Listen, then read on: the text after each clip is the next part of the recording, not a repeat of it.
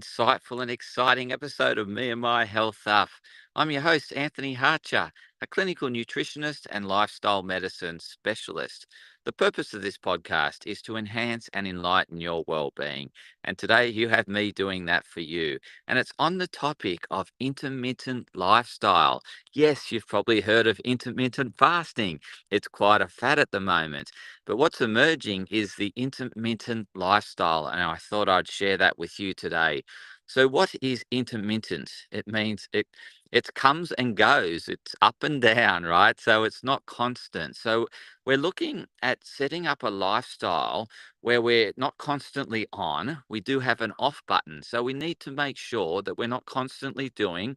There's times where we're relaxing and just being. So making sure that in your day, yes, you have quiet time to reflect, quiet time to just be you and just connect with who you are and how you're feeling. So that's really important that you do that throughout the day.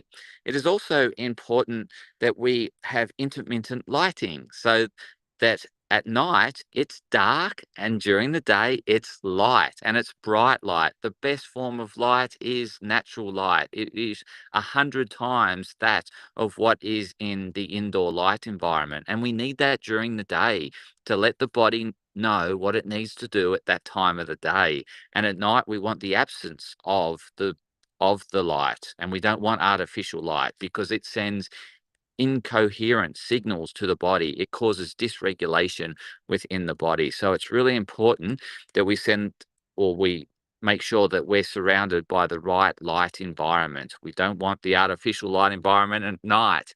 And then obviously around food, we want to do food intermittently. Yes, eat during daylight hours and not eat at night. Our body's not designed to digest food at night. It's designed to relax and recuperate at night. So making sure that we're setting ourselves up so that we are not eating food at night. And also with our exercise. So movement is best done during the daylight hours. And we're resting at night. We're not physically moving at night. We are actually resting. So that's some forms of intermittent lifestyle. Also, that we don't want to be challenging ourselves all the time. So yes, it's good to invoke some stress at various points of the day and be challenged at various points of the day, but you don't want it consistently throughout the day. So you do need some time where you're not being challenged and you're being supported. So making sure that, yes, you take on challenges, but not too many, just enough, just the right amount for you. So making sure that you're not challenging yourself excessively because too much challenge mentally and physically. So this also applies to exercise. We don't want to be over exercising. We want to be doing exercise so that, yes, we're on and then we're off. We're not doing any exercise. And we want to vary the types of exercise we're doing. So I hope that really helps in terms of understanding the intermittent lifestyle, making sure it really sets you up for success. The other one is emotions. We want to be able to regulate our emotions, process our emotions. So it's important that we're not constantly feeling overwhelmed and that we have time to process how we're feeling. And if we're not feeling great, then doing things that help pick us up. So, acts of self-love and being kind to ourselves and doing the things that really nourish us. The other thing is also making sure you stay on priority, right? So prioritizing your time so that you're working on the things that are really valuable to you. That is really important. And that's probably something that you want to be doing consistently. You don't want to be doing that intermittently. Although in saying that, when you abstain from something, you actually develop this surge of anticipation and excitatory response within the body and you look forward to it. So that's why intermittent fasting is great because then you look forward to having food because you're not constantly eating and you look forward to when you have food and you actually appreciate it more.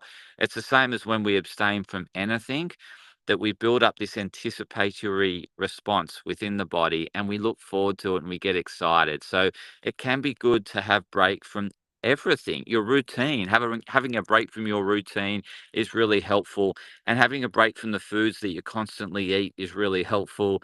Having a break from people that you hang out with all the time. It can be really helpful in terms of growing those relationships, because we can get sick of just hanging out with the same people, and we don't appreciate the people that we hang out. If we have something consistently, we take it for granted. So the absence can bring about the appreciation. So, as they say, in the absence, the heart grows fonder, right? So it's good to have that pulsing effect in all areas of life to ultimately to appreciate what we have. Otherwise, we take it for granted.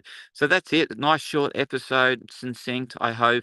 And I hope there's some good takeaways for you around having an intermittent lifestyle to complement your intermittent fasting. If you got any questions, please reach out to me and I'd be happy to help you.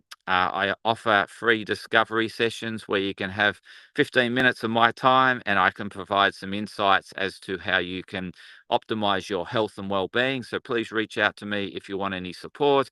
And I look forward to continuing to support you on your journey. And until next time, continue to health up.